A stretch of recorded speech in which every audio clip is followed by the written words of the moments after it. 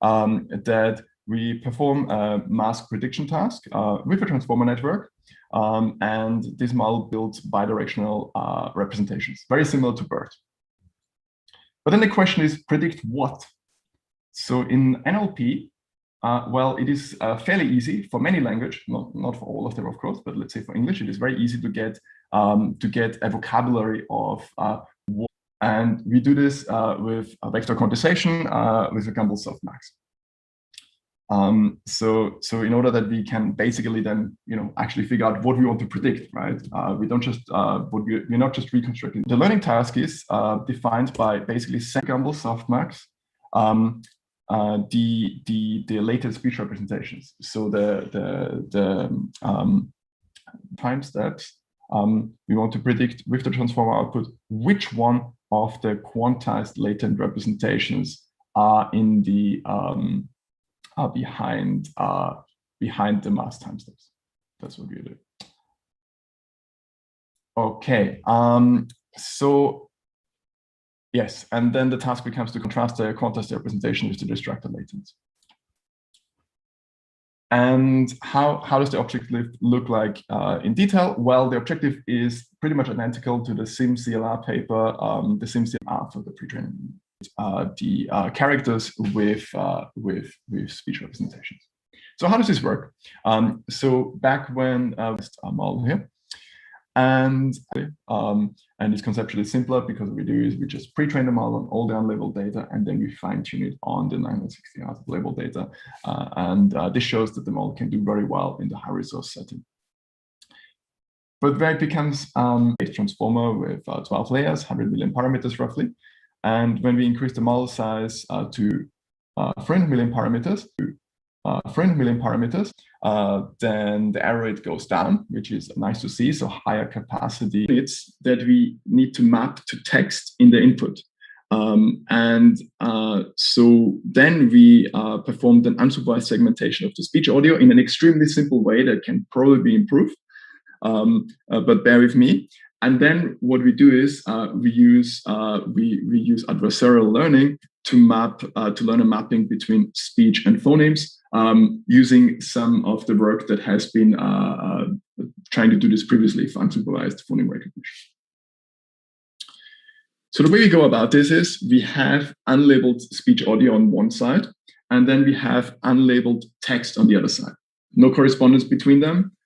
In our experiments, what we do is we make sure that the two are disjoint for most settings, except for we flag it explicitly. In the first step, what we do is we learn speech representations with Wave2Vec 2.0, and then we want to learn a segmentation. We want to segment this audio signal into meaningful units. The way we go about this is we use very simple k-means clustering of these latent speech representations. So these latent speech representations, as I alluded earlier, they are vectors.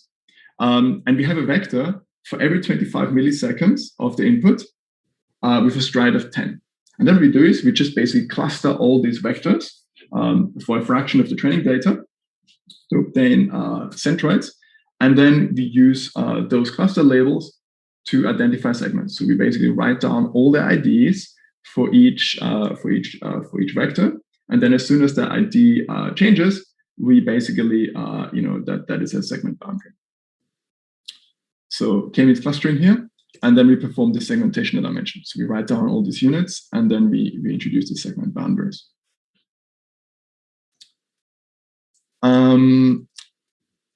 And then when we have the segment boundaries, then we basically mean pool these representations from the original Wave2Vec 2.0 features.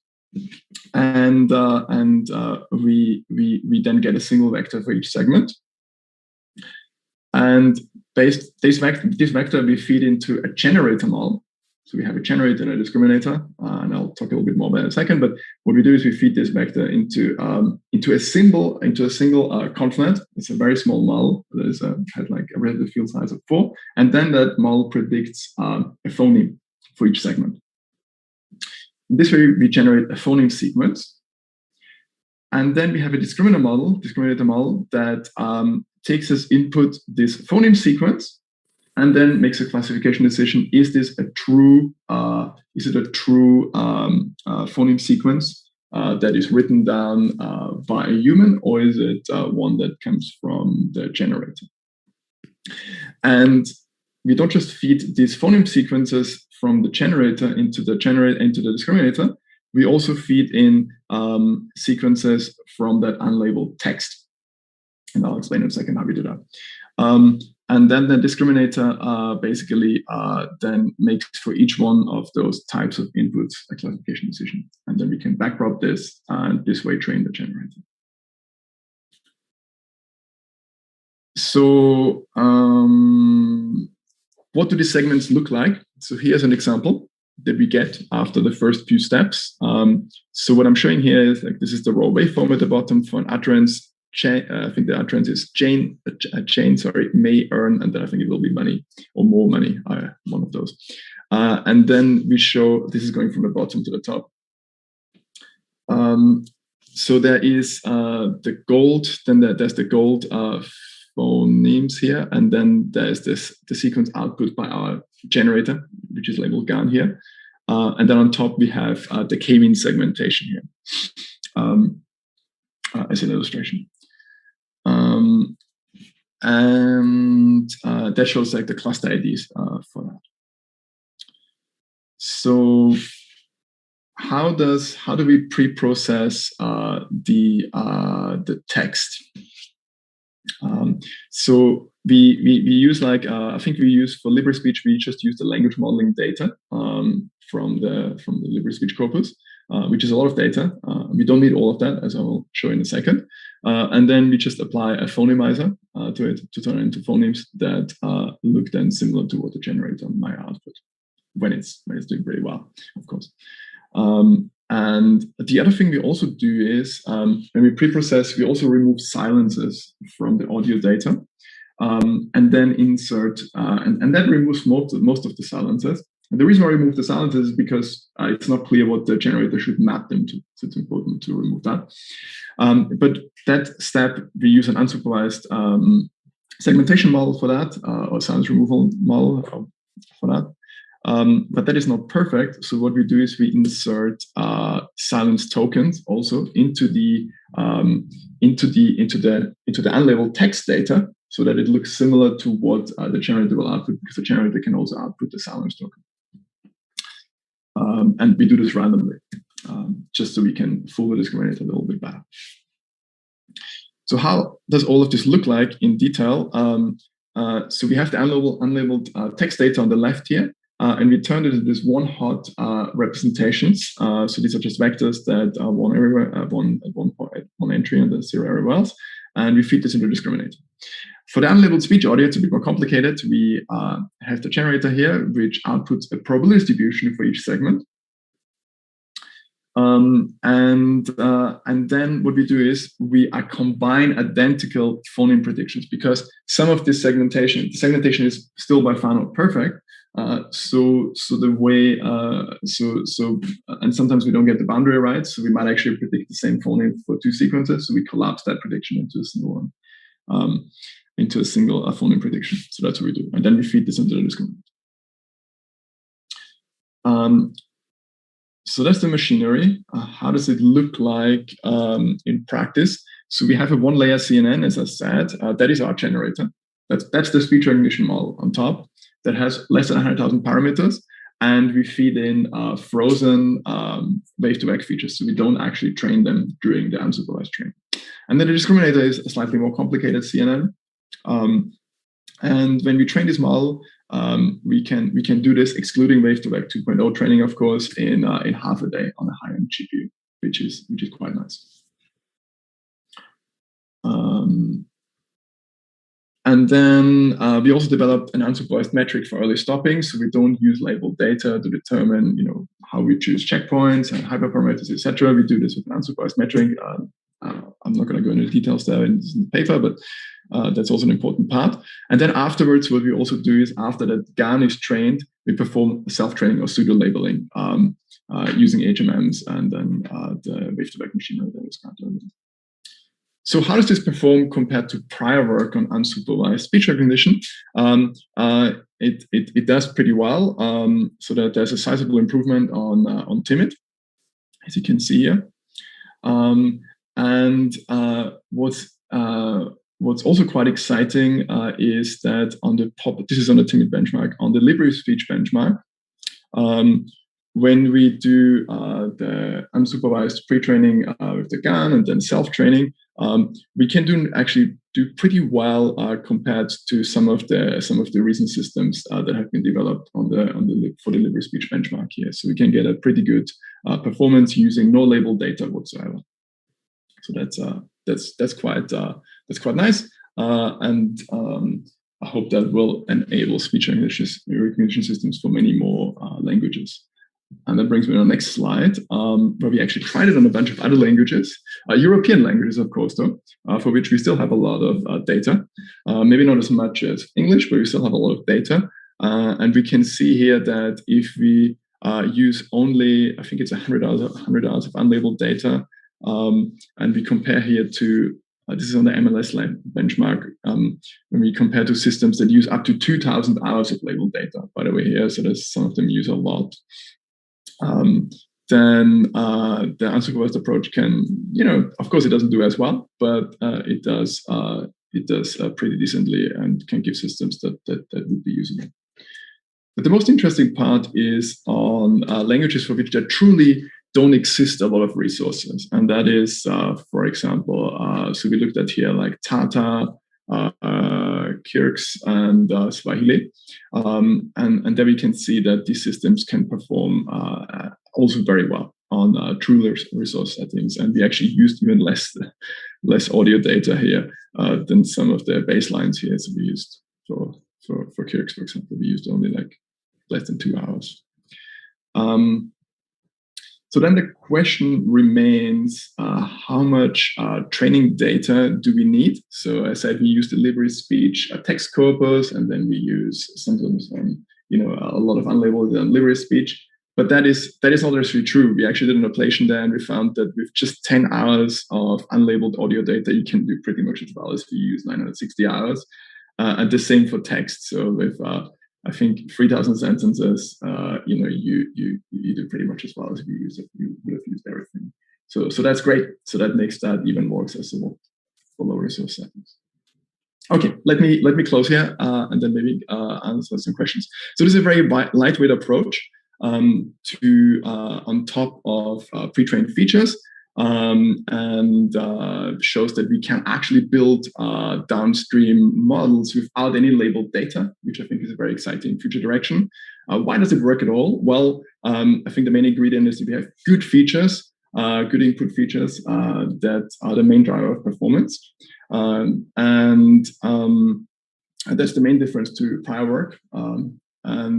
Yeah, it makes a difference. We still need a phonomizer, of course, so it would be interesting to see if we can do it without a phonomizer. And then the segment construction, well, it's a very, very simple approach that we have here. There's better ways to do this. We compare to some of them in the paper, and I think that there's a lot more that can be done. Yeah, so self-supervised learning is very effective, can do away with very little labeled data, and I hope these ideas and so on will make speech technology more ubiquitous and robust. And if you want to use the pre-trained models or use the code for the unsupervised speech recognition, it's available on the FAIRSEEK repository and also on Hugging Face now. Maybe I'll stop here and let people ask some questions, or I can go for the ones in the chat. Maybe let me do that quickly.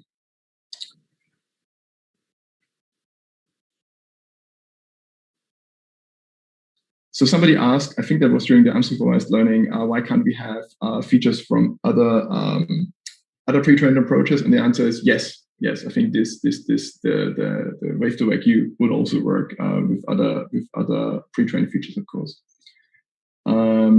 Somebody asks about speech-to-speech translation, what my take is on that. I think that's a very interesting direction. Yeah, I hope that there's already some work coming out from my colleagues from Facebook. And I think it's a very interesting direction, and hope that other people are working on it as well.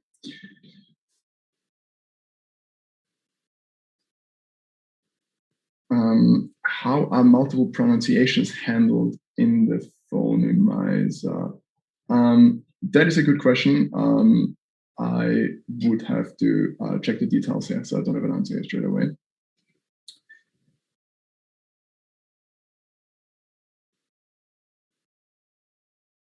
Okay, somebody's asking about the GAN training, how the model handles the one-hots from the text input to the smoother distributions from the generator. And I think that's a great question. What we find in practice is that that is not really an issue. We don't really see this very much. And what I initially thought is that the model would actually try to predict something that is close to the one hot, but it doesn't necessarily do that. And the discriminator would latch onto that, but that doesn't happen in practice. And I think that's a very good question. I think that analyzing this in more detail would be interesting. How is the phonemizer obtained? We just use an off-the-shelf phonemizer. So we just use like I think phonemizer for non-English languages, and then I think it's eSpeak for English. I believe I would have to check. Yeah. Somebody asking about the Swahili word error rate being quite high. Yes, it is quite high. It's a difficult language. Maybe people should be working more on this than libre speech. Yes, I agree. It's high. So that's a great opportunity. The size of a typical trained model. Can somebody say what type of model? So for the unsupervised model, the size is, as I said, on top of wave-to-wake, it's less than 100,000 parameters. The wave-to-wake model that we use about 300 million parameters. There's smaller versions as well with 100 million parameters. Perfect. Thanks, Michael. I hope you do not mind me encouraging people to get in touch with you if they have any more questions. I'm pretty sure there are more and more questions. But just in the interest of time, we have to move to our next speaker. I'd like to thank you for your very exciting, very interesting talk today. And I know that we're effectively bothering you on your day off, on a holiday. So thanks for that. Really appreciate that. Thanks for having me. Bye. Cheers. Bye. Perfect. I think our next presenter is Yuzong Liu. Yep. Let me share my screen.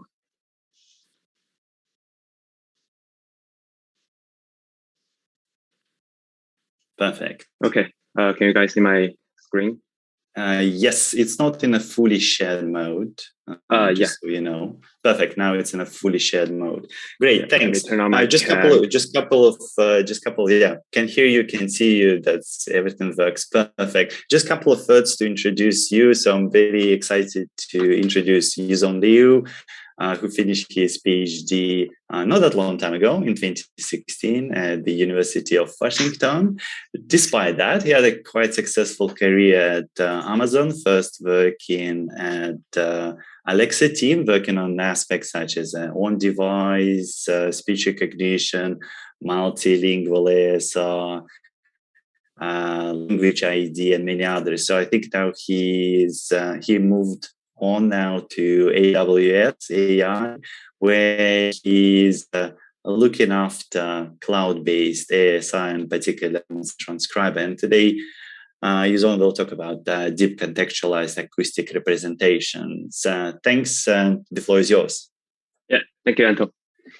So hi, everyone. My name is Yuzong Liu from AWS AI. And today I'm going to talk about a collection of our work called DeCoAR, which stands for Deep Contextualized Acoustic Representation. And I'll talk about its application to speech recognition and other speech processing tasks. And this is a joint work with my former colleague, former team member, actually, Chorowski, who joined BigSSL AI Lab a few months ago, and also with my colleague, Katrin Kirchhoff and Julian Salazar. And as you know, like a lot of people are exploring the direction of using representation learning for speech. And the main motivation, as you all know, is that to train a competitive ASR system, it typically requires a huge quantity of paired audio, and transcript. But the collection of a sufficient amount of ASR training data typically involves expensive, time-consuming, and sometimes error-prone process. So you need to have a lot of iteration to get a huge volume of data. And while this is the case for hybrid ASR system, the end-to-end system is even more data hungry. But on the other hand, there have been a lot of successful stories in the NLP communities, which enables a new way to leverage large quantities of unlabeled data. And the main spirit behind these approaches is to do large-scale pre-training on web-scale text corpora. And the example of these approaches include BERT, Elmo, XLNet, GPT, Roberta, UniLM. And the resulting word representation can be then applied to a large variety of downstream NLP tasks. And actually, representation learning in speech is not a new concept itself. There have been many old style of representation learning back in the old days, including RBM pre-training, layer-wise pre-training, and bottleneck layer feature extractions. But it wasn't until very recently that people in the speech domain started to look into the direction and take the spirit based on the success from NLP communities. And the main boosters behind this representation learning is via so-called self-supervised learning. And the main idea of self-supervised learning is that we want to create or obtain cheap and free labels from large volume of unlabeled audio and train it in a supervised way. And usually people need to design one or multiple auxiliary tasks from the unlabeled data. And the art of defining these auxiliary tasks should not be too trivial so that the model can find some shortcut, and it should be hard enough to exploit acoustically meaningful representations. And once we train the speech representation, we hope that the resulting features can be used to train a variety of downstream speech tasks. For example, ASR, speaker recognition, language ID, emotion, keyword spotting, and etc. And while we hope that the learned representation can be used out of the box for many different downstream tasks, fine-tuning can be optionally applied in order to achieve better performance for each specific task.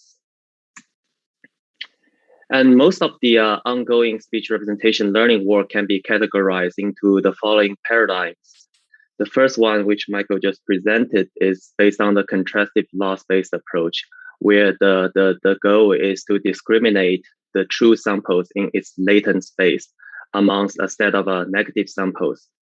Example of this include CPC, Wave2Vec, Wave2Vec 2.0, Unispeech, and etc. And the other flavor of doing a speech representation is via reconstruction. And the main idea is to reconstruct the missing input using contextual information. And people can do this reconstruction either in an autoregressive way, which APC and its variants have done, or we can do it in a BERT style, which is a mask-based reconstruction approach. And the example of this flavor includes Mockingjay, Terra, and PC Speech XLNet. And more recently, there is another paradigm, which is to perform prediction-based approach. And the example of this include Hubert, which recently obtained competitive performance across the board. And the idea behind this type of approach is to predict the underlying latent unit of the missing input using contextual information instead of doing the reconstruction. And orthogonal to all these different approaches, people also explore vector quantization in representation learning. And the idea is that we can enable direct use of NLP algorithm. And also we can, by enforcing vector quantization, we hope that we can explore or identify some of the linguistically meaningful representations.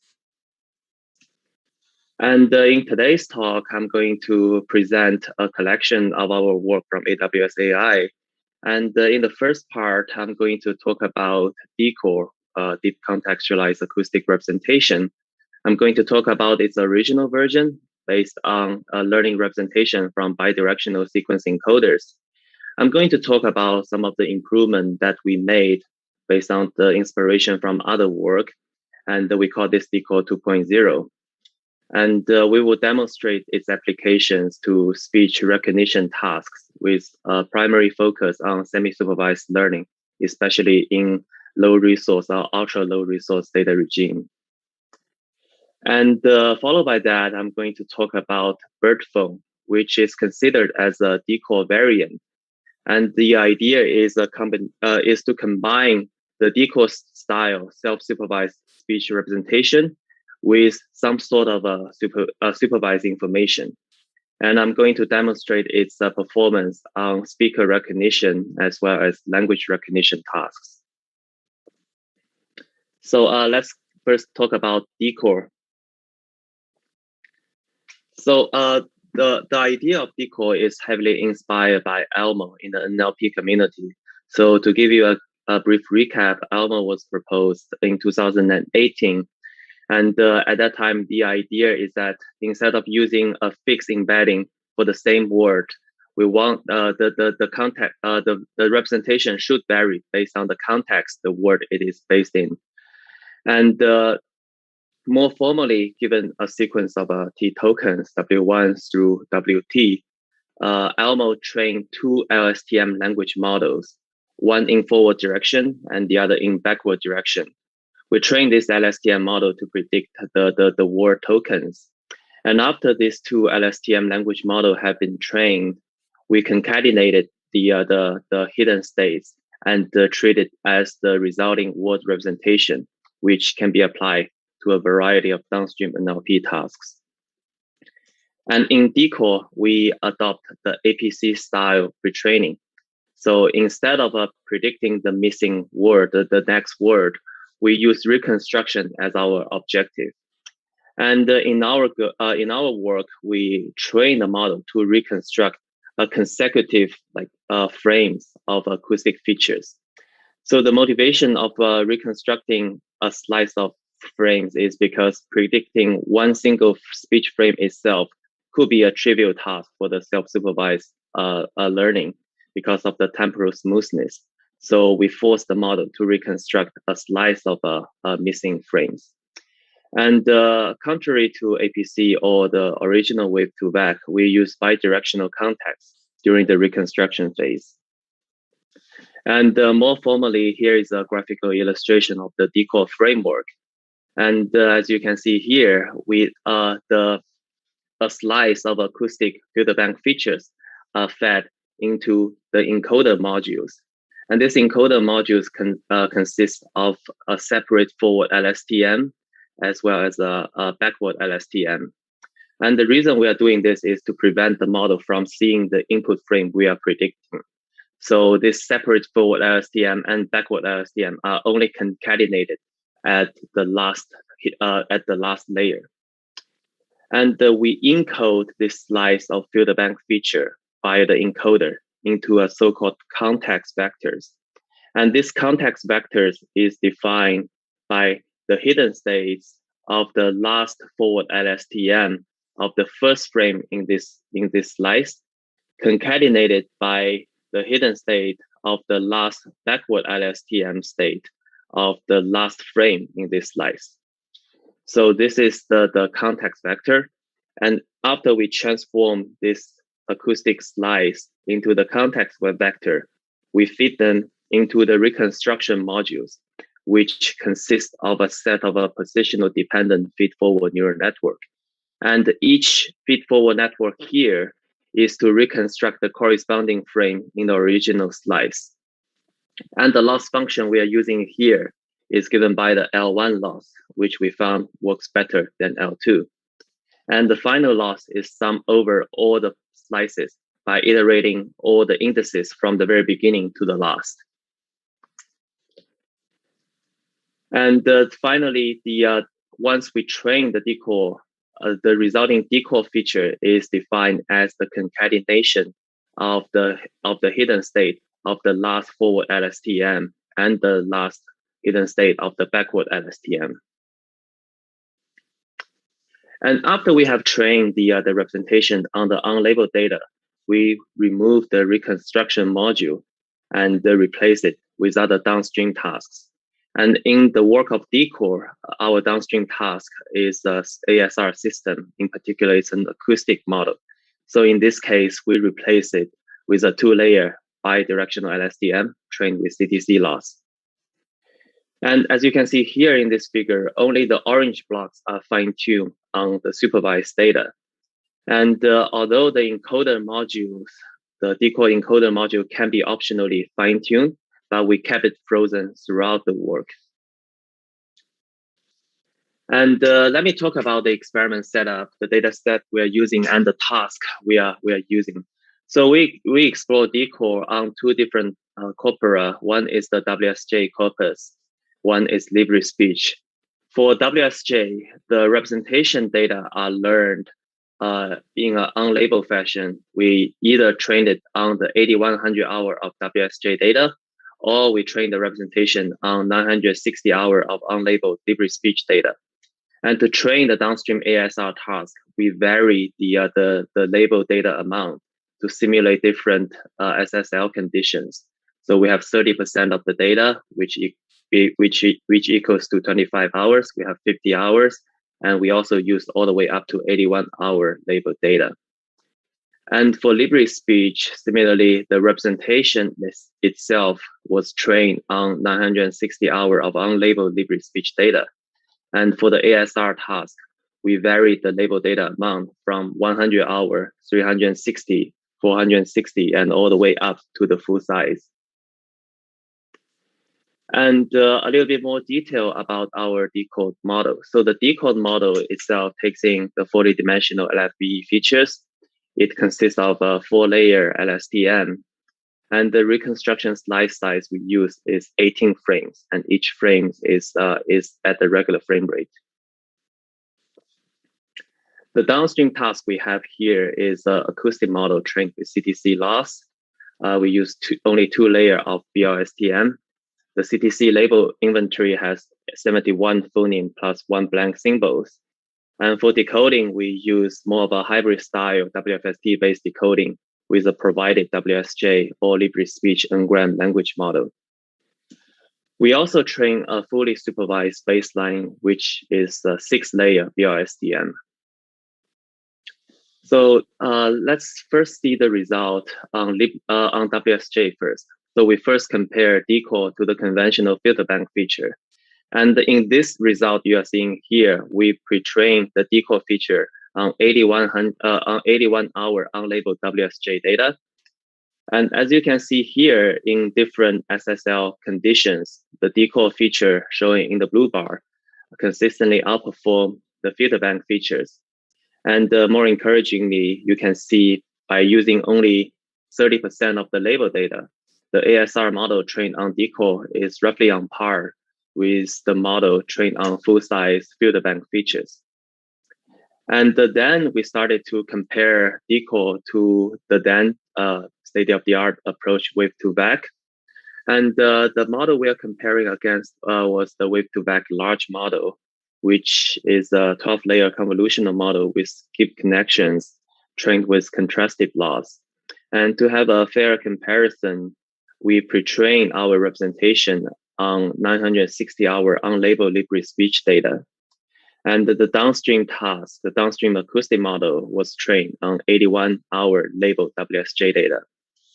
And as you can see here, using DeCoAR, we achieve a 42% relative WER improvement compared to the filter bank features, and also a decent 30% relative improvement over the wave-to-vec large model.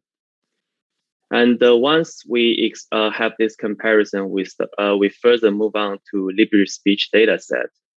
And LibreSpeech dataset itself has 2 different portions. One is test link, the other is test others. And as you can see here, among different label data scenarios, the DeCoAR performance shown in the dark blue bar all outperforms the wave-to-vec large model as well as the filter bank model.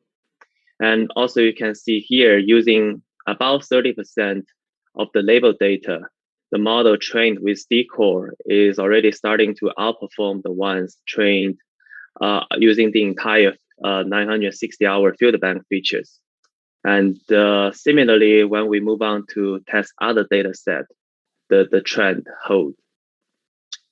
And then we conducted a few ablation studies. The first one we are trying to explore, as I mentioned, is the optimal reconstruction slice window size. And we conducted this ablation on WSJ data, and we found out that a reconstruction slice size of 18 frames seems to give the optimal performance. And that's why we ended up with 18 throughout the entire work in DeCoAR. And we then conducted another ablation study to see the contribution introduced by using bidirectional context. And in order to do so, we actually trained another DeCoAR model using only unidirectional context. And as you can see here on this WSJ dataset, by using only unidirectional context, we achieved pretty much the same performance as with two-back model. But once we started to bring in bidirectional context for the reconstruction, we found out that on WSJ, there's a very decent improvement on both depth 93 and the eval 92 dataset. So that wraps up our work on DeCoAR, and then we move on to make a few improvements on top of the original DeCoAR work.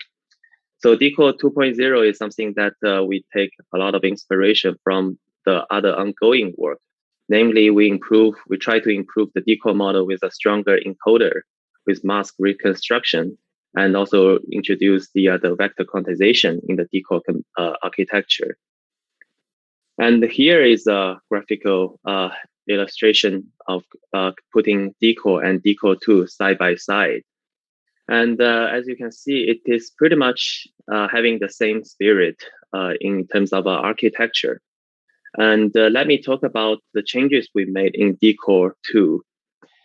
First of all, in terms of a reconstruction scheme, instead of doing this reconstruction in an autoregressive manner, we use the bird style mask-based reconstruction, where we mask 40% of the input frames. And secondly, on the encoder part, instead of using LSTM model, in line with other work, we use a 12-layer transformer with 1D convolutions, and the model dimensions are the same as other literatures, and we use 8 attention heads. And thirdly, we inserted the quantization modules in between the encoder module and the reconstruction module. And the quantization module takes in the DeCoAR encoder output and map it into representative vectors in each codebook if you have more than one. And the resulting codebooks vectors are concatenated, followed by another linear transformations. And in order to train the codebook, we use straight-through Gumbel softmax estimator. And in our work, we use two codebooks. Each one of them have 320 entries. And the last function we use here in the improved DeCoAR is a weighted combination of both L1 reconstruction loss and VQ diversity loss. And then let me talk about the experiment setup we are using here. So in DeCoAR 2 experiment, we focus on LibreSpeech.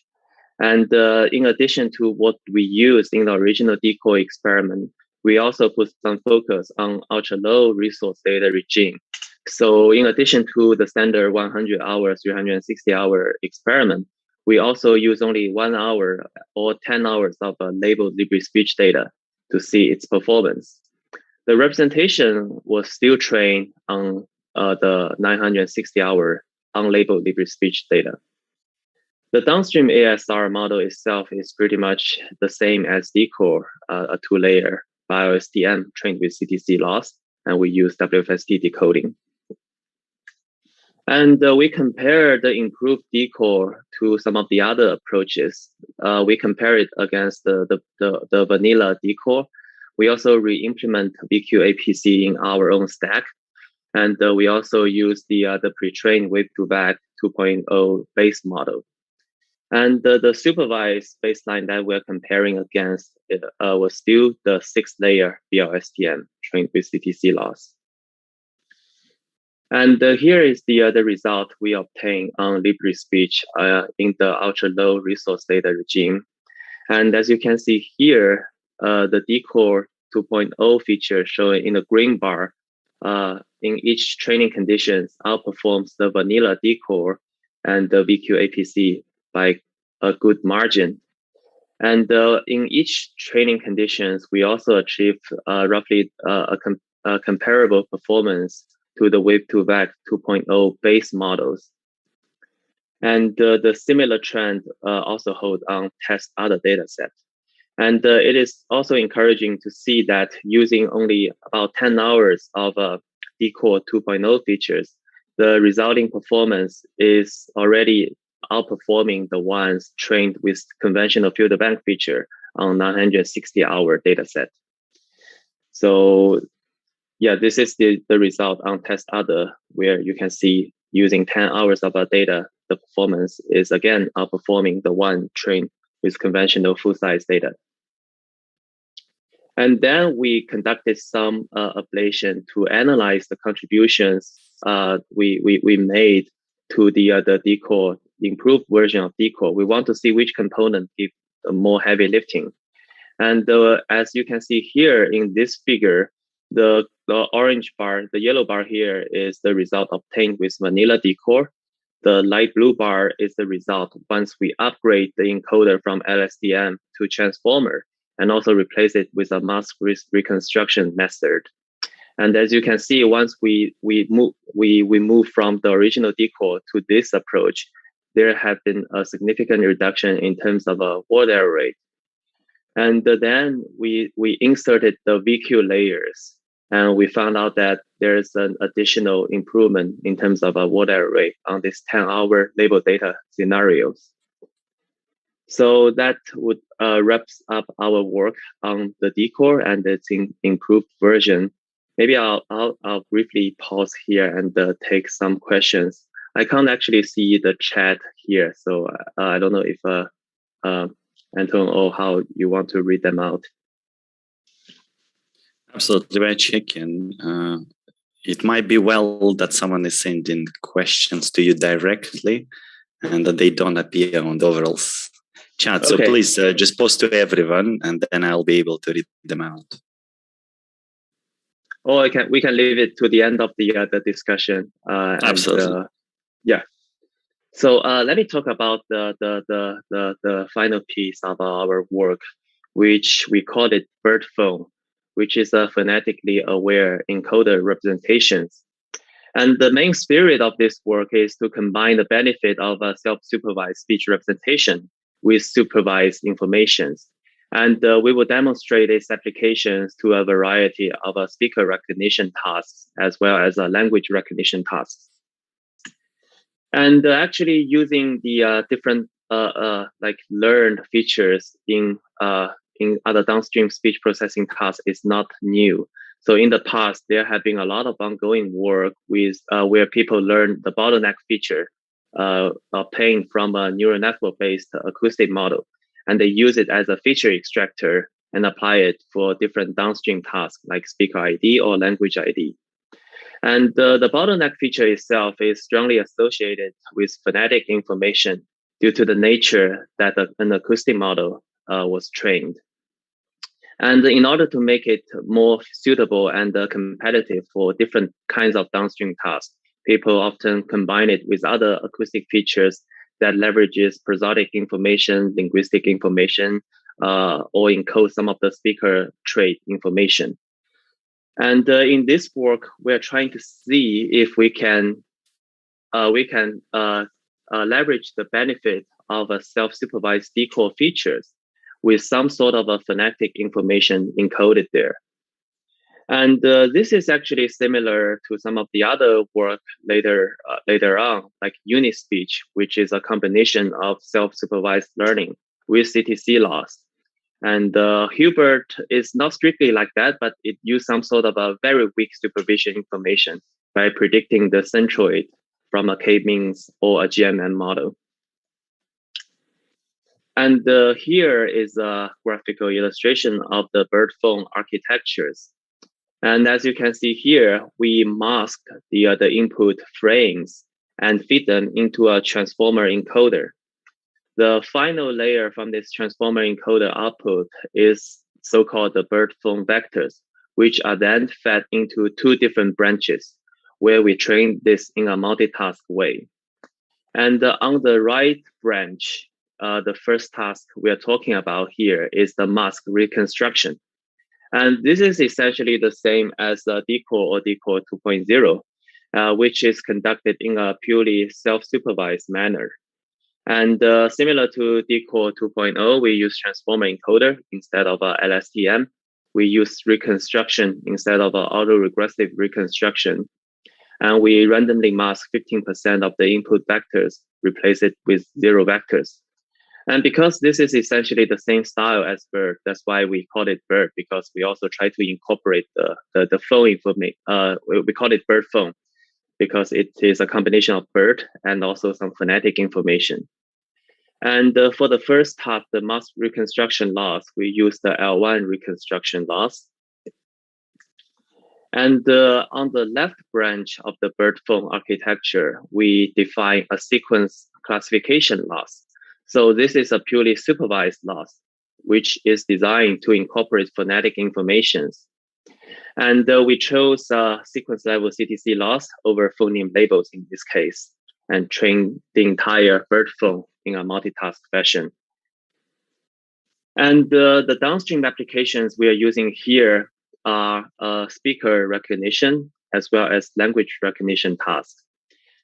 The classifier, the downstream classifier we are adopting is the same as the X vector framework, but we make some minor changes to the vanilla X vector classifier in the sense that we replace TDN with CNN. We aggregate the segment level information by a multi-head self-attentive pooling, and we use the final layer feature vectors from BERT phone model and to replace the conventional filter bank feature or MFCC features. And throughout the entire downstream classifier training process, the BERT phone parameters stay frozen, and we didn't do any extra fine tuning for the entire BERT phone architecture.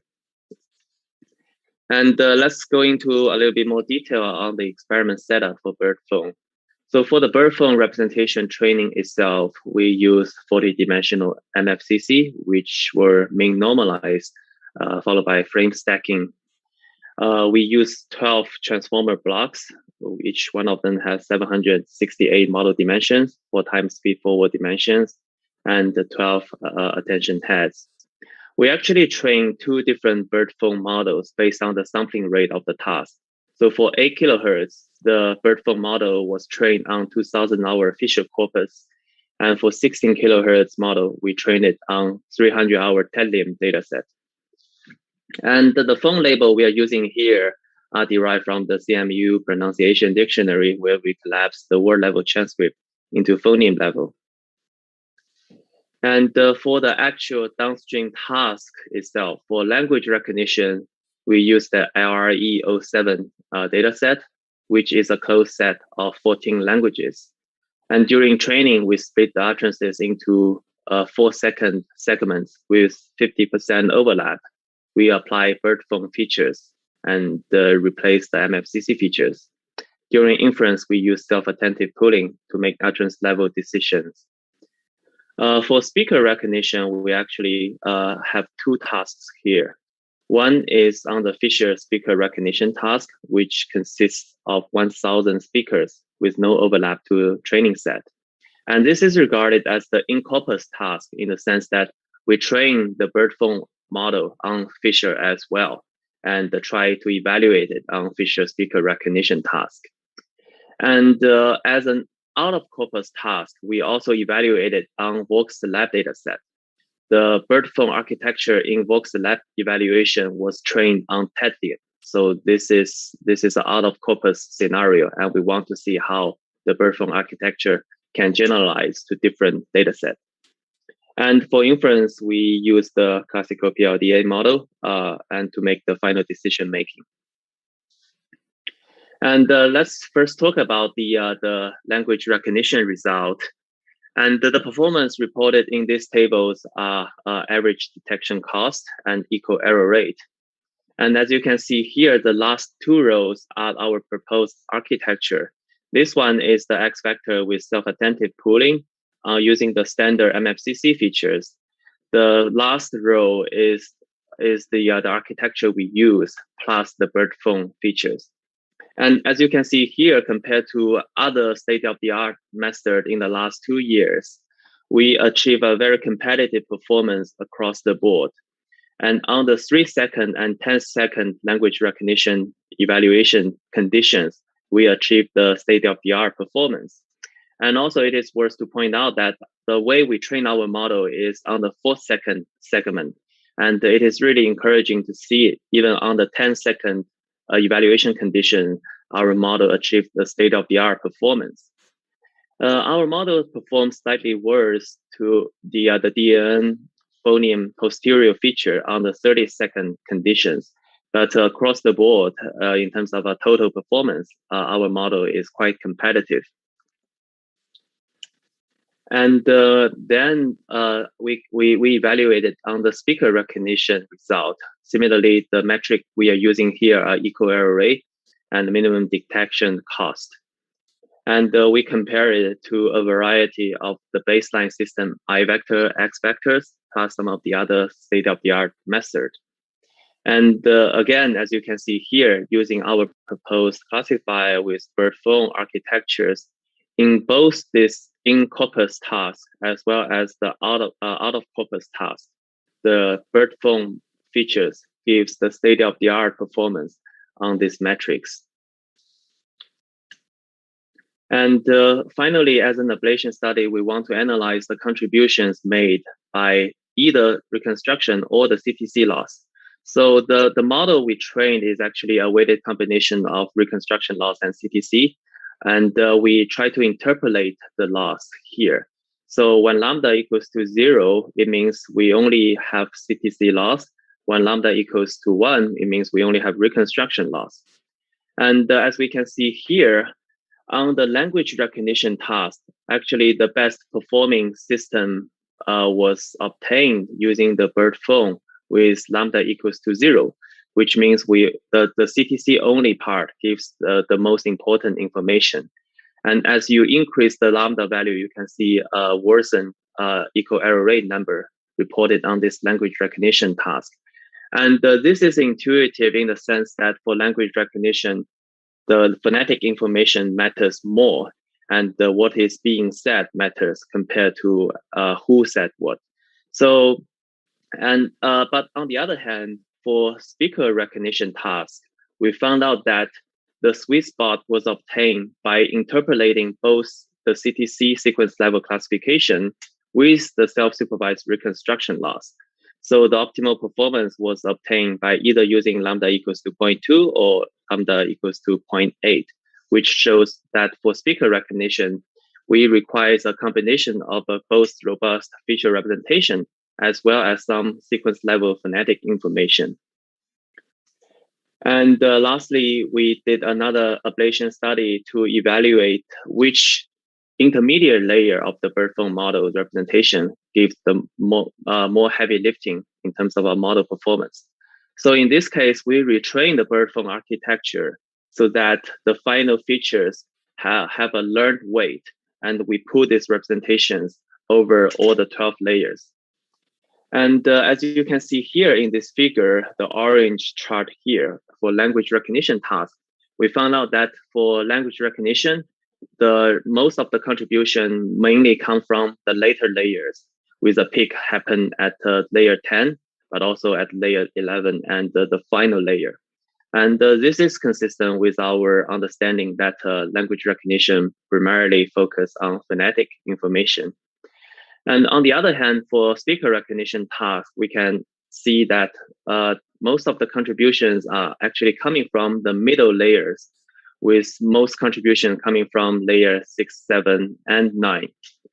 And this shows a healthy balance of both acoustic information and phonetic information being leveraged. And finally, to wrap up our work, we introduce a collection of our work. The first one we talk about is DeCoAR and its improved version DeCoAR 2, where we show competitive performance achieved on WSJ and LibreSpeech dataset, especially on low resource data scenarios. And we also proposed BERT phone model, which is a combination of DeCoAR style self-supervised learning with weak supervision. And we obtain state-of-the-art performance on multiple language recognition and speaker recognition dataset. And in our work, we try to give out-of-the-box good feature representation. So we didn't do any extra fine-tuning for any encoder for DeCoAR or BERT phone models. And finally, we put our representation learning code into our AWS lab GitHub page. And these are the references of today's talk. And happy to take questions from here. Perfect. Thanks, Yuzong. Please type in your questions, or you're more than welcome to unmute yourself.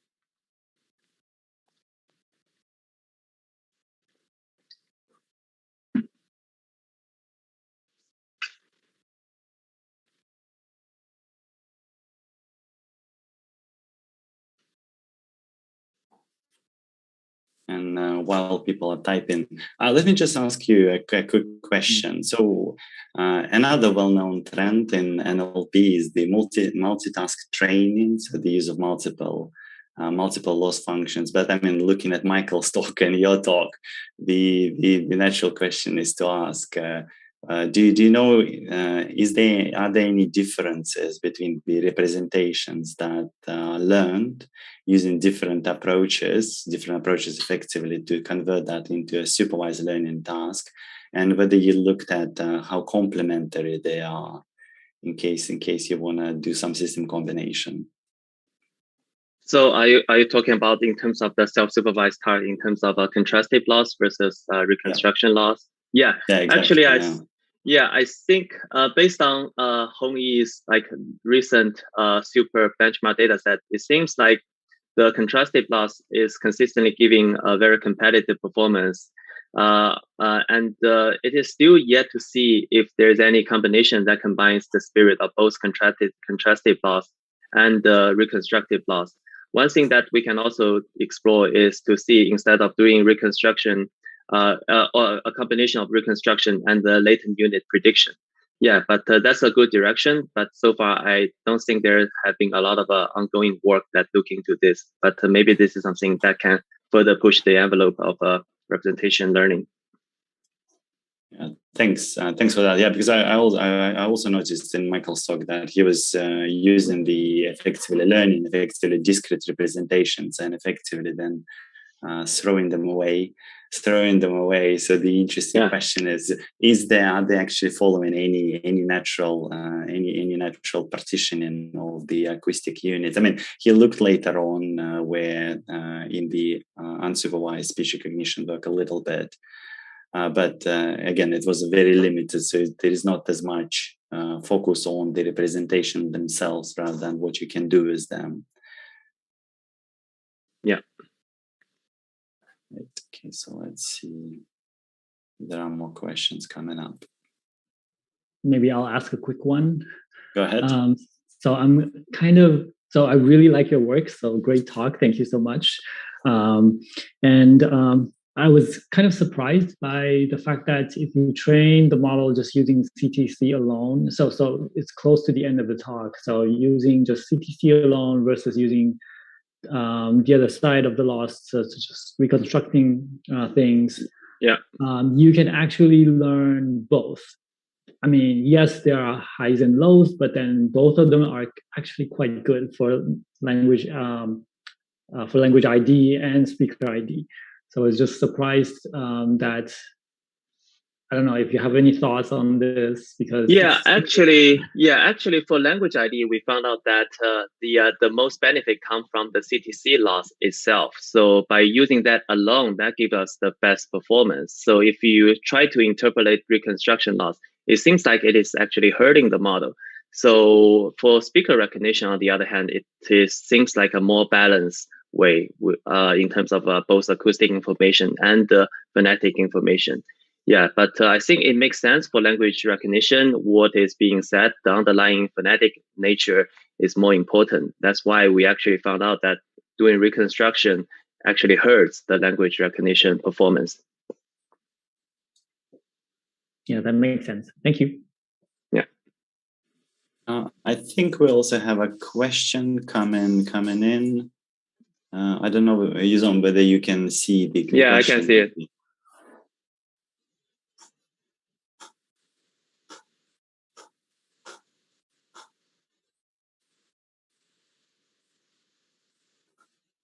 Yeah, I think. Thank you, Chang. Actually, we were office mate in UW before, so thank you for your question. And I think this is a very good suggestion that you made. So in our work, we haven't done any evaluation in terms of in the wild audio data, like in those acoustically challenged conditions.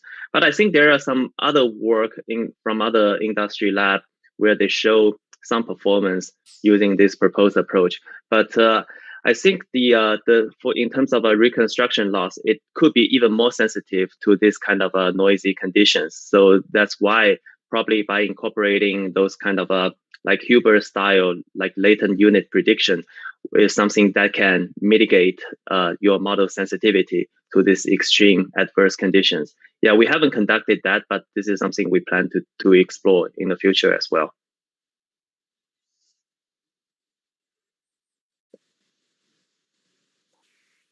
Yeah, thank you. Let's give another minute. The team's questions are getting longer and longer, so it takes longer and longer to type them in.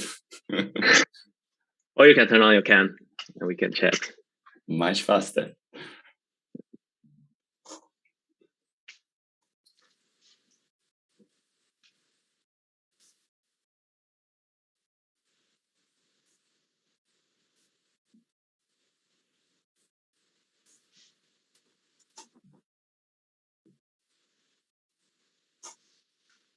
Right.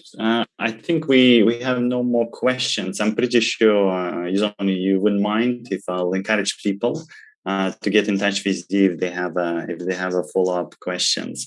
Yeah, sure. Thanks a lot. Thanks a lot. It was a great talk. Coinciding with Michael's talk, so we got a really nice overview of the work done in the area from all possible different angles, all applications, starting from speech recognition and then the language identification and other applications that you discussed in the work. Thanks again for joining us today and giving such an excellent talk. Thanks. Yeah, thanks a lot. Yeah, thank you. Thank you for having me. Cheers. Bye.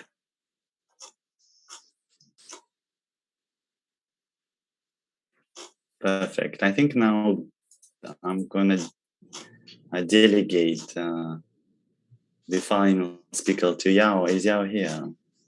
Yes. Perfect. Yeah. So let me introduce the presenter. So Zhang. So Zhang is a research scientist at the Google Brain. He received his PhD degree in the computer science from MIT in 2017. Currently, his research interests are improving machine learning model performance for various speech processing applications, with a focus on sequence-to-sequence modeling. Yuzong is a main contributor to the Google's next-generation INT-ASR model and the Tektron-based text-to-speech system. So thank you. You. So I know. Today is your holiday. So you're also wearing mask. So you must in the office, right? Yeah, but no one nearby me, so I'll just take off the mask. I mean, we are required to wear a mask someone nearby. Yeah. Please take away. Yeah, can you share your slides? Yeah. Shall I just get started? Yes.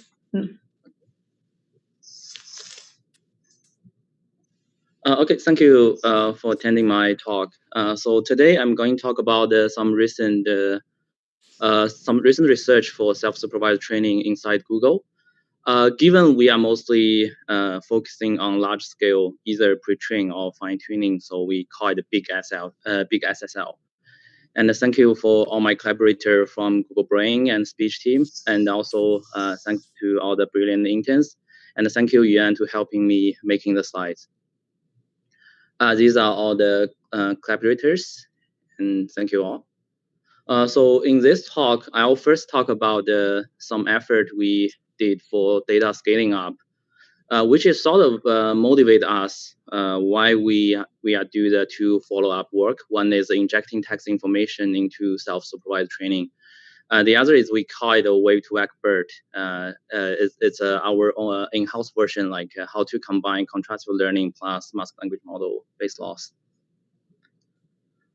So first, I'll give a quick recap to our previous work, the paper called Pushing the Limits of Self-Supervised Training for ASR. So it's published in 2020. So this basically we combine some recent advances to pushing the limits of ASR performance, including a new architecture called Conformer, and pre-training Wave2Act2 did by Facebook, and self-training. Basically, it's a noise-student training with back augmentation. And we also trying to combine one advance from NLP community. Basically, you introduce larger model, and we do find that with larger model capacity, the performance improve quite a bit. And with all this combination, we were able to achieve a new state-of-the-art on Libre speech. So our all the follow-up talk gonna follow this architecture. So basically, compared to the vanilla Wave2Act2 model, we use male features, and we remove the quantization component unless we introduce it back. And we also all of our model is using conformer.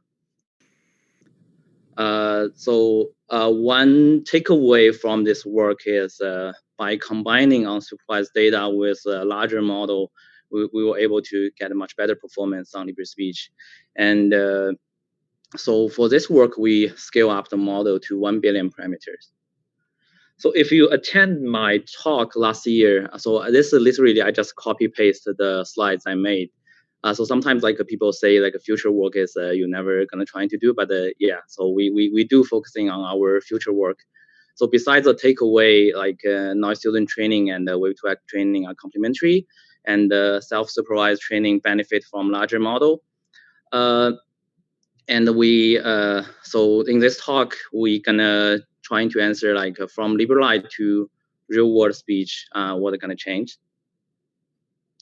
To scaling up the data, we basically use YouTube, and we make the pre-trained data, which is about like 15 times larger. That's basically we're scaling up 60K Libre to 1 million hours YouTube. For sure, like they're gonna have more diverse domains, but also this also including more non-speech data compared to Libre, because Libre is audiobook.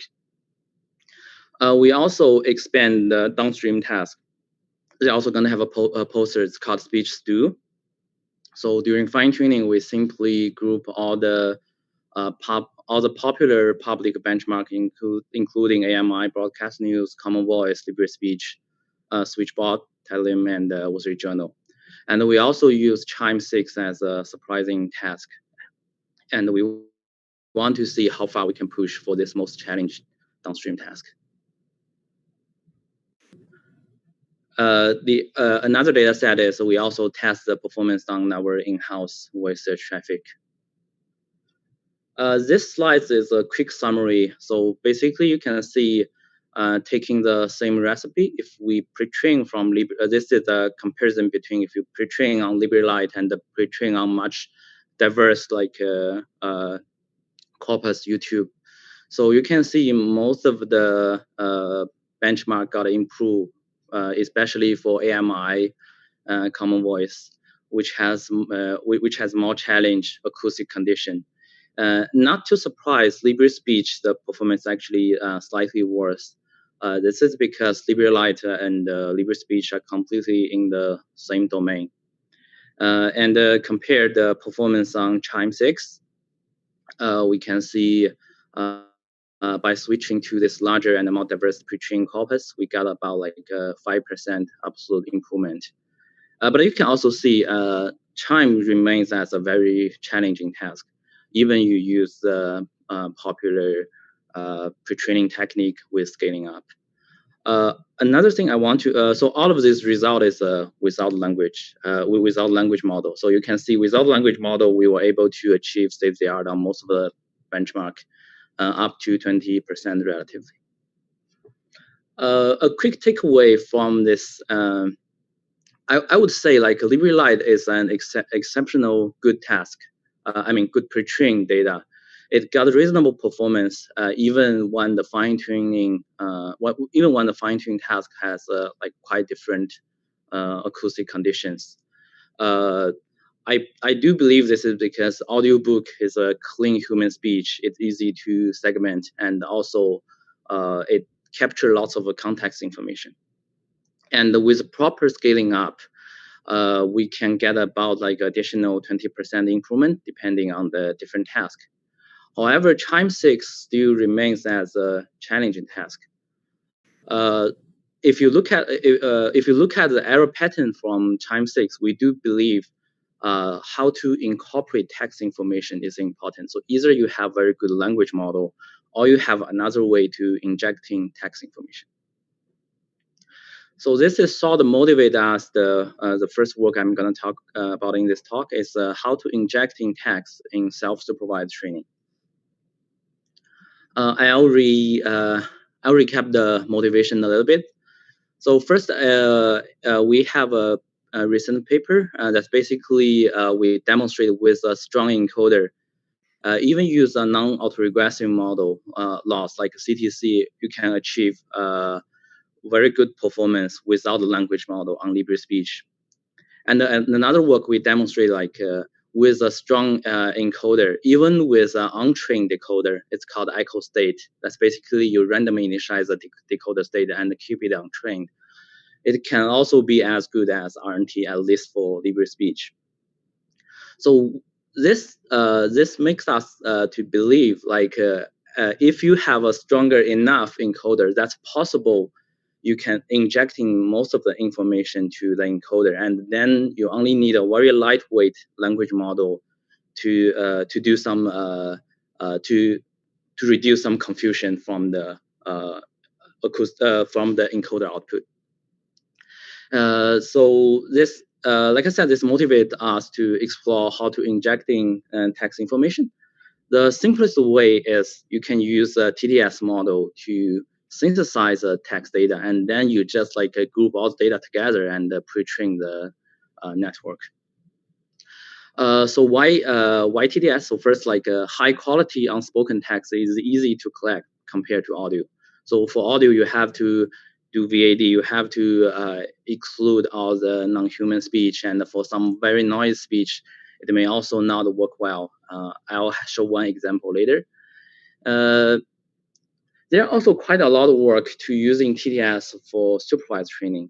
The performance is okay, but if you look at the literature, when you use the synthesized data to train the ASR model directly, for supervised training, it's actually easy to propagate errors. So for example, if your TDS model is trained on spoken text, you're gonna, so there are some, but if your downstream application is unspoken text, they are gonna have some mismatch. And these errors are gonna backprop to your models. However, for pre-training, TDS is quite cheap, and because you only use contrastive loss, even there are some mismatch between your pre-training and fine-tuning tasks. There's no hurt by simply injecting TDS audio. This is a training framework. We basically take the Wave2 backbone, and given the phonic sequence, we synthesize data on the fly, and we get mail features. Note that there's no vocoder involved because we generate the ASR feature directly, and combine with the untranscribed speech, and we just do the contrastive learning on top of that. You can see because you use TDS data, they actually introduce some fake but paired data. So we also add auxiliary loss. You can either use RNT loss or CTC loss. For TDS model, so here are some details about the TDS model. For TDS model, we use a multi-speaker. We use a tachytron-based multi-speaker model, and we use a variational autoencoder to do prosody modeling. So basically, we random sample prosody embedding, and we predict the ASR feature directly. And for TDS training data, depending on the downstream application. So, for example, if we fine tune on the 960-hour Libre speech, then we also use all the data to train the TDS. If we fine tune on the 100 hours data, we also train the TDS on the 100 data. So first, we conduct the experiments on the on Libre speech. That's kind of like a proof of concept experiments because all like we said, like all the text is in domain. So here we use LibreLite 60K unsupervised data plus the synthesized language model data. As you can see, although like Libre speech number are already very competitive and challenging, we still get additional 10% relative improvement on test others. So this basically demonstrates like with in-domain text, this data is helps as much as a language model. And if you further do a fusion, we still can a shallow fusion on top of the fine-tuning model. We also see some additional improvement. One quick question is how important is a decoder loss in the pre-training? So our experiment shows it do helps. It's kind of like a free lunch you can take by adding a CTC loss. These are conducted on the 100 hours condition. You can see it gives like a 0.3 improvement over only pre-training on the TDS text. Here's another experiment we basically do on our internal voice search queries. So that's a more challenging task. And in this case, the acoustic condition is very different than LibreLite. And here the result, and you can see without basically we take the subset from the voice search traffic, which is about 1,000 hours. So you can see without any pre-trained technique, using a confirmed model, we got about 10% error rate. You can see even LibreLite is in a very different domain. It's actually still improved the baseline quite a bit. It got like 7.3. And compared to the more diverse YouTube pre-trained data we just presented, there is about like a 1% difference. However, you can see by adding in-domain voice search queries and with this TDS for pre-trained technique, that's the final, without language model, the final performance is quite close. And on the right side of this slide is you can see many of the gains from real world. So the real world performance improved quite a bit in this case.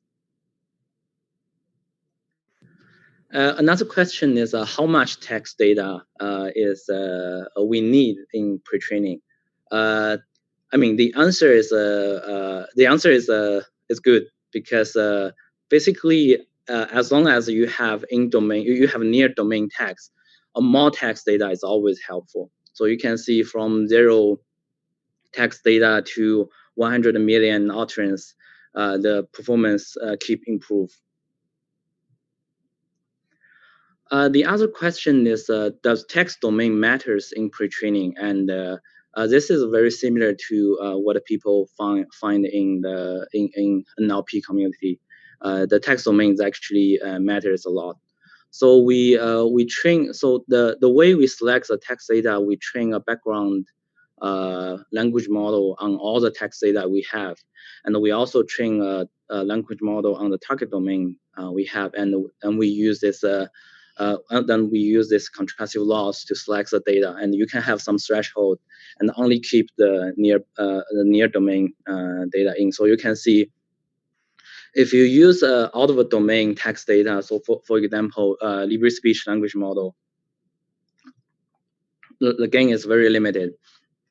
And if we take random typed queries from voice search traffic, it improves a little bit. If we do this text data selection, there's additional like about 10% relative improvement. So text domain is important for injecting text. Here are some takeaways. So first, TDS for pre-train give us good performance, and it seems additive to language model fusion. I do believe these two types of training might learning different things, and text domain matters a lot. There's another question: is how important the TDS model is. We don't have we don't have like many study like by random sweep the TDS model and check the performance. But we do find like at least the TDS model trained on Libre speech generalized well to a new domain such as voice search, which is unlike using TDS for supervised training. So for example, when you use TDS for supervised training, if the acoustic domain has a huge mismatch, sometimes it even degrades the performance. I think this is because when you pre-train the model, and especially when you do contrastive learning, the pre-trained model trying to learn like more text-like representation, and in that case, even the TDS audio is relatively clean, and the pre-trained model already tried to normalize the acoustic difference, and it can force the representation focusing more on the text side, which is a new text domain you synthesize through the TDS model. This actually inspire us like maybe we should revisit the quantized modular in the Wave2Vec2 training. So this is why we propose the next work, or Wave2Vec-BERT. In short, it's basically trying to combine contrastive learning plus mask language model training. I'm gonna show one example in the experiment session. Basically, the way we find a Wave2Vec2 suffer from audio quality. So for example, we find if the pre-trained data contains lots of non-speech or some special noise patterns, that might significantly degrade the quality of contrastive learning. So think about like when you sample the negative, if 50% of the audio is noise or like silence, you're gonna sample meaningless negative samples. That's gonna significantly degrade the pre-training performance.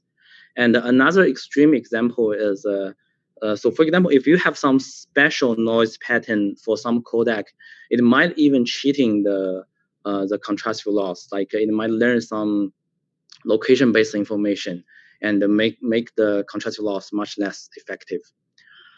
And another thing to motivate us is our current training framework, like when we inject in TDS audio, it seems helpful. That makes us believe like the model tends to learn more text information. So why not we just like trying to use a mask language model BERT-like loss to further improve the performance. And also we are inspired by the recent advance in quantized representation, for example, VQ-VAE and the Hubbard-like models. So can we keep it as a one-shot pre-training, but still taking the advantage of a BERT-like loss and also the quantized optimization?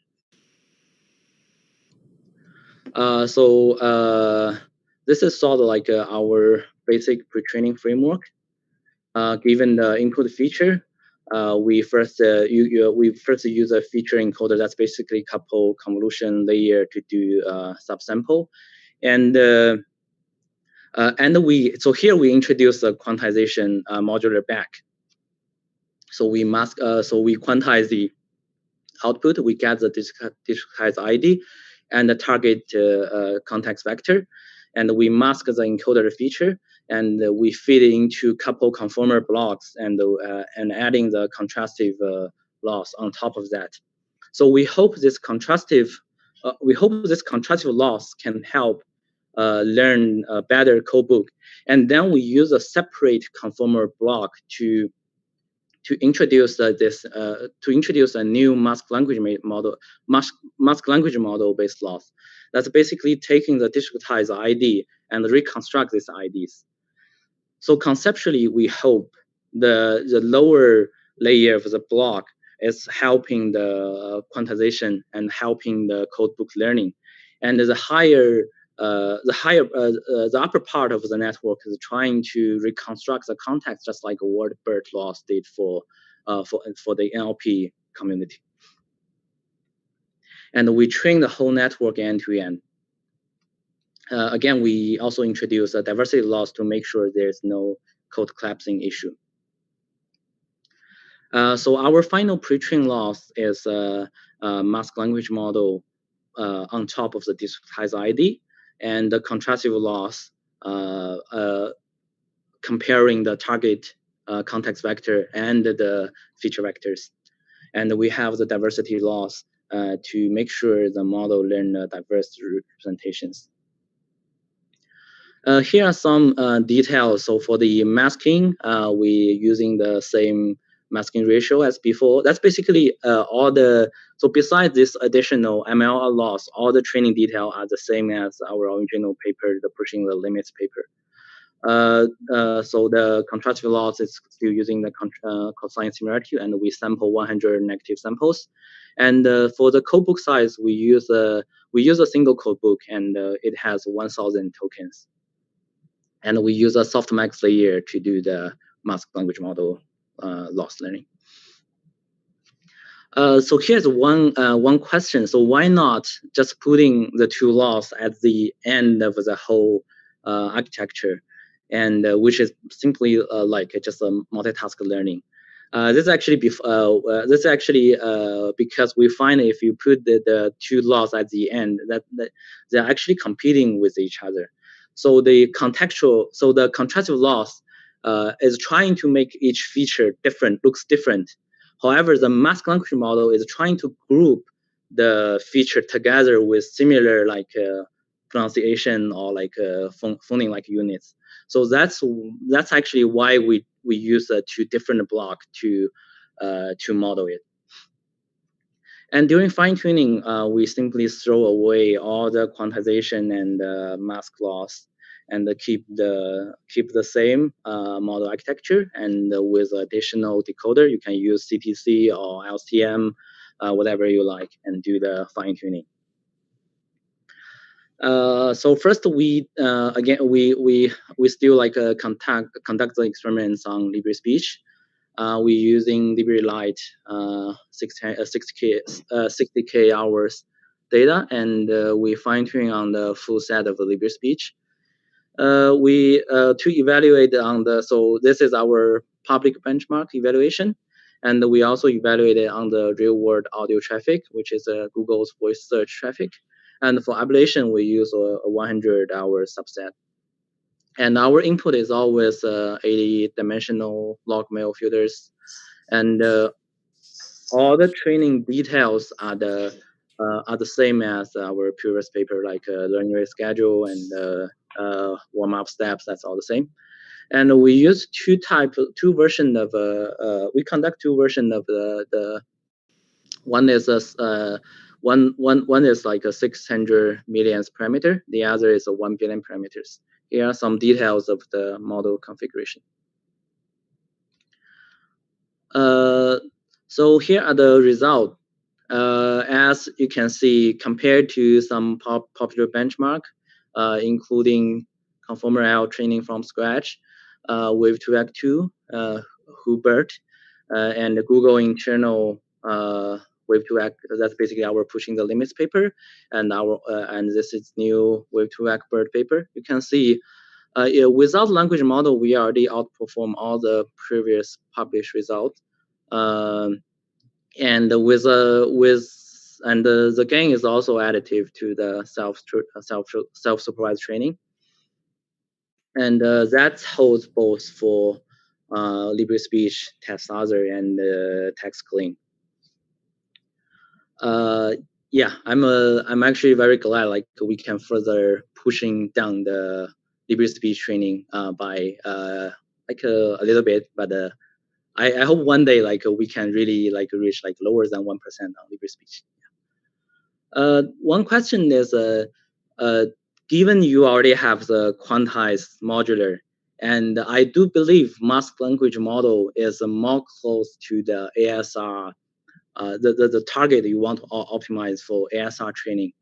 Do we still need the contrastive modular? Like, so for example, we can simplify the network by only using the diversity loss plus to learn the codebook, and using masked language model to optimize the contextual feature. The answer is no.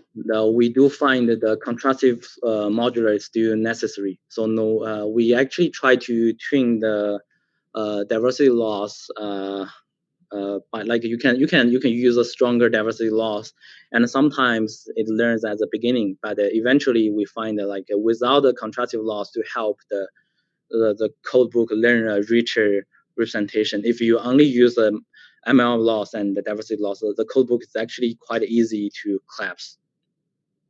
Like this figure showed, like if you remove the contrastive modular, you will quickly get like a 100% accurate masked language model. That's simply because the codebook, only one codebook being active, so that's become a trivial task. Which is the same for the even you have a strong penalty from the diversity loss. The other question is how important of the contrastive modular's capacity. So here we conduct the experiments by giving the different number of layers for the contrastive block. The experiments was doing on the 100 hours LibreSpeech. So you can see these are the baseline, and these are basically the CM, basically how many conformer block you want to use for the contrastive learning. And at the end, the C24 basically means you put both masked language model and contrastive learning block at the end. And this is so the 12 layer is the one we presented in our paper.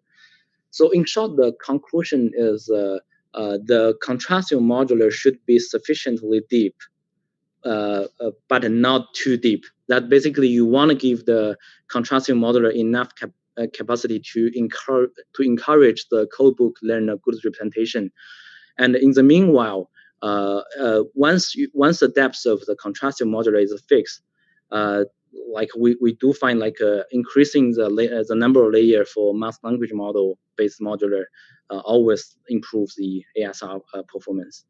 So at the end, you can imagine this end-to-end model is performs like you have a contrastive block that's trying to encourage you learn a good codebook representation, and hopefully it can use all the codebook. And after it learn a good representation, on top of that, the MLM loss is trying to learn the contextual information just like a BERT model did. This is all like aligned with our intuitions. Finally, we also tested the performance on Google internal voice search traffic. this is a very interesting result. So you can see this is first time we actually saw our default conformer-based wave-to-act training doesn't work on this particular corpus. So for pre-training, we use 34K voice search queries from the real traffic, and you can see although we have about 30 times larger pre-training data, if we simply apply the contrastive-based pre-training, that's actually degrades the performance. So we debug it a little bit. There's a lot of a reason to make it. So first, I mentioned that's because this data contains lots of silence, and it's also have some weird noise patterns, extra, and you can and for sure, you can always trying to tune the model harder, and we do see an improvement, about 2% improvement by decrease the perception field from the feature encoder to make sure the model does not cheating. This is because voice search, the query, the average length of the query is about 5 seconds, unlike the LibreLight training data or YouTube training data. But if we use this wave-to-act BERT model, that significantly improved the performance on top of the pure contrastive-based learning. So I want to emphasize again. So why it works so well on this particular setup? This is because, so imagine for contrastive learning, when you see a non-speech segments or you see a silence frame, because you normalize when you do contrastive learning, you do it per utterance. So which means it does not necessarily all the silence frame group together. However, when you move to this wave-to-act BERT model, it's gonna force. So if the contrastive component make sure you learn a good codebook, that's gonna force all the silence frame map to the same ID. So it's kind of doing a global normalization, and which is more robust to the weird audio conditions. Yeah. So so this is sort of proved our intuition, why we want such a global normalization compared to a contrastive only learning. Yeah. So a quick takeaway from this work. So the wave-to-act BERT bring new state-of-the-art on Libre speech. Without a language model, it already beat most of the SODA model with a language model. And it still keep end-to-end with a minimal modification compared to wave-to-act 2 by just adding one additional mask language model loss. And it also transferred to a more challenging internal data set, which is voice search. And we also find the gain is also transferred to other tasks, such as speech translation. And we do find contrastive loss is still necessary in our study. So that's indeed make the training a little bit more complicated, because now you have 3 different loss you need to optimize together. Fortunately, so far we find we didn't. So basically, we just taking the same recipe as before, and it doesn't seem require lots of tuning on that. Yeah. And a quick conclusion to the talk, and we do find that injecting text information is promising and important, and we agreed with many recent study. We do find codebook learning and discretized speech is very promising, and it can be learned to end, and we do believe by integrate text information with this BERT-like loss that can further enhance performance. In the meanwhile, I also want to point out some issues we still have. So for example, I think some of the speakers also talk about like the data efficiency. So imagine like the YouTube pre-trained data set I mentioned, it has 1 million hours of audio. That's way more than the human life. Like that's definitely imply like there's a more efficient way to scaling up the data. If we can select the data more carefully, we definitely can achieve similar performance by like doing a better data selection, and also like a model efficiency. So first of all, we do find the conformer still preferred. Like even with 1 billion parameter, we find the conformer and transformer still have some gap. So which means like either through architecture search or model compression or even distillation, I think we still can bring down we still can use a smaller model but get good performance. And at the end, I still want to emphasize like this question like many like my researcher from other fields like asking, does ASR is still a challenging problem? I think the answer is yes. So you can look at the Chime6 performance, like even with a very strong pre-trained encoders, whatever is still higher than 30%. I think like a combined language model can bring down it a little bit, but I don't think we can have a more right now we can have a model as good as like other domains. So there's still quite a lot of work to do to improve the performance. Hopefully, like one day, under wild condition like chimes, like the chime, like we can also get as good performance and deeper speech by self-supervised training. Yeah. Okay, that's all for my talk. Yeah. Thank you. So thank you for your great talk. So also congratulations to push the performance on the deep speech in terms of border area even lower. So now it's time to take a question. So you can either type the question in the chat or unmute yourself. So actually, during typing the question, I'd like to ask a question first.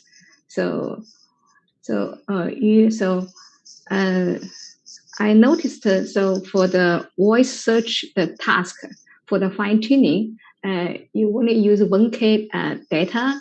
So I was wondering what's the performance if you use much more data for fine tuning? Yeah, that's a good question. We use 1,000 hours for this study. Is most like we want it comparable with the size of libre speech. If you have much more supervised data, the gain gonna much smaller. But at the end, like even with 30K hours supervised data, we still see some improvement.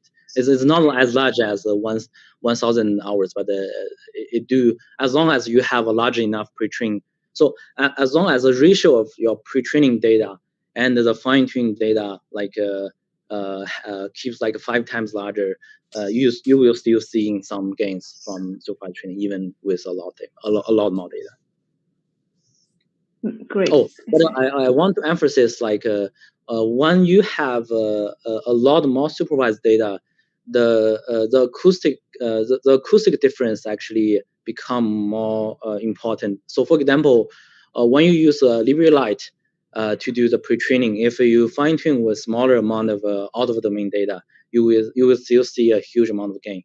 But if you keep increasing the size of the supervised data, at some point, like the pre-trained checkpoint actually degrades the performance.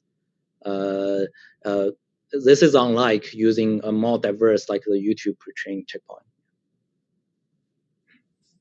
Thank you. Hi, you. I had a question. First of all, thanks for a great talk. I'm audible, right? Hi. Sorry. What is it? Oh no, I'm just you're able to hear me, right? Oh yeah, I was able to hear. Yeah. Yeah. Okay. Great. So my question is regarding the code vector IDs that are learned.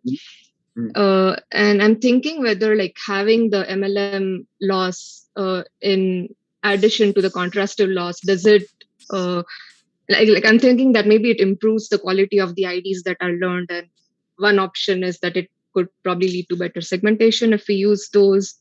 And if you have any insights to share regarding just like the code book, the code vectors, and the discretized IDs when we have the MLM loss and when we don't. Do you have any insights or experiments that you have done with that? So you mean how to measure the quality of the discretized IDs? Is that the? Yeah, how we can measure it, and are there differences? Like, does the quality improve when we have the MLM loss? Oh, I see.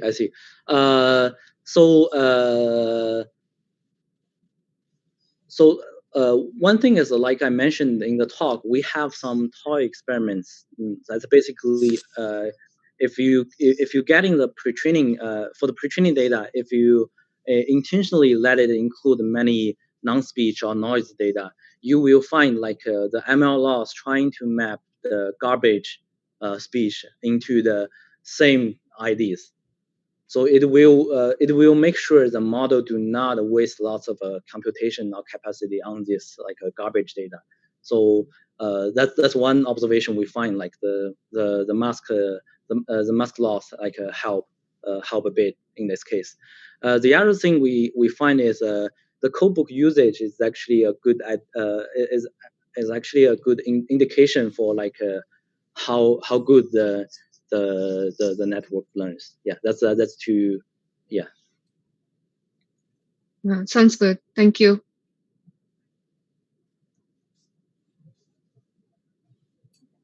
And the other thing is we haven't finished all the experiments. That's basically using the learned representation to do some like more text related task. So for example, if we do believe this mask language model, this bird-like loss, more behave like bird, which means the representation gonna capture more text information. That I think that's also another interesting thing to evaluate. Yeah. Yeah, maybe on a similar line of thoughts, have you thought about moving the quantization layer somewhere higher? Because right now, I believe the quantization layer is still pretty close to the acoustics in the sense that it has a frame rate really similar to phones. Am I correct? Yeah, that's a very good question. So if you compare, so for example, if you compare with Hubert, I think the Hubert used final representation from Wave 2 model, which means the quantized block, the quantization layer is has more capacity to learn the code book. That's definitely something worth to try. We this is kind of like on our to-do list, but we haven't got like a conclusion on that.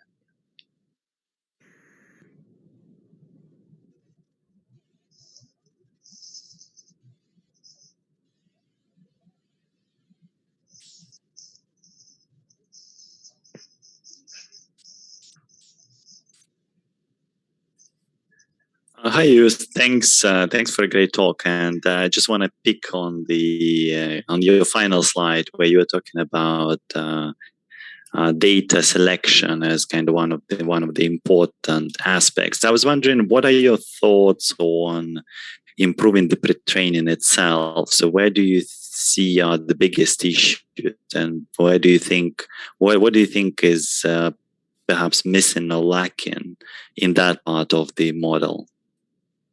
I would like to make the comparison with text. So for example, researchers did lots of work to do the text based selection. So for example, they use language model to select closer domain data, and they do deduplication. So as an example, like deduplication, that's actually much harder for speech. Like, does this two audio contains the same information? And sometimes we also want to question, like, if this two audio that's about like the same transcription, but just like two different speakers, do we want to include this data or not? I think these are all very interesting research question we can have. So as an example for the GPT-3 training, if you look at their paper, for example, they crawl about like 100 million utterance, and after filtering, they only keep like 1 million utterance. I think for speech, we can do it on the similar scale.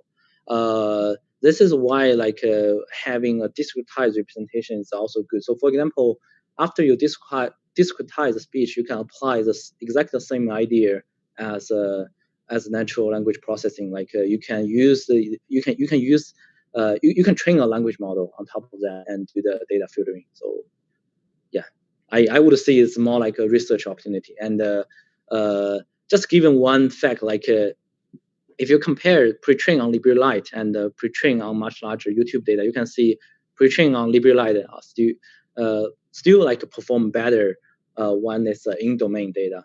So I think one practical solution is for your downstreaming ASR task, you can pre-train with assuming you have limited computation resource and a limited like model capacity. You can always select the in-domain data either for text and speech and do the training. Yeah. Thanks.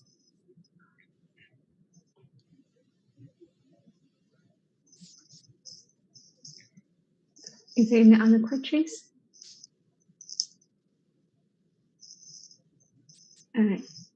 If no more questions, let's thank the presenter again. Thank you. Thank you for great talk.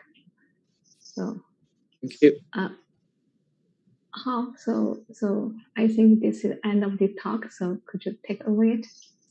Oh, okay, sure. Well, this marks the end of the workshop. Well, thank you so much for attending. And I would like to also thank all the other organizers as well, especially people in different time zones for staying up late or, waking up very early, especially Yao and Preeti. Thank you so much. And well, thank you so much for attending as well. And there's still we will still have SIGML talks, and so if you're interested, feel free to come and enjoy the talks. And all the recordings will be online very soon, and feel free to check that out. Thank you again, and I'll see you some other time. Cheers. Thanks, everyone.